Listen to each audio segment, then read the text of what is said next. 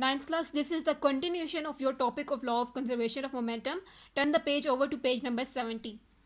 So we have seen that mass m1 is moving with velocity u1, mass m2 is moving with velocity u2.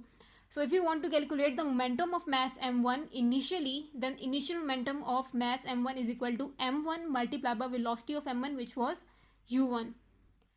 Initial momentum of mass m2 is equal to mass m2 multiplied by velocity of m2, which was u2.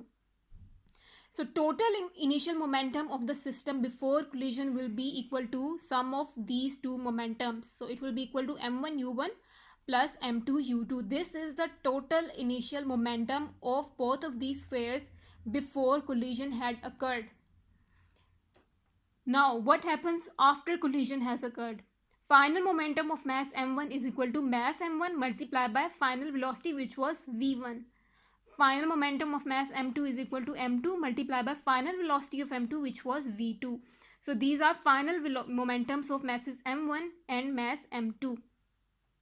Total final momentum of the system after collision will be equal to the sum of both of these momentums, which is equal to m1 v1 plus m2 v2.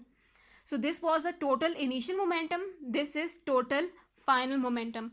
Law of conservation of momentum says that total initial momentum will be equal to total final momentum. So this is what we are going to apply here. Law of conservation of momentum. Total initial momentum of the system before collision, total final momentum of the system after collision, both of these are equal. So here we are going to place the value of total initial momentum, and here we are going to place the value of total final momentum.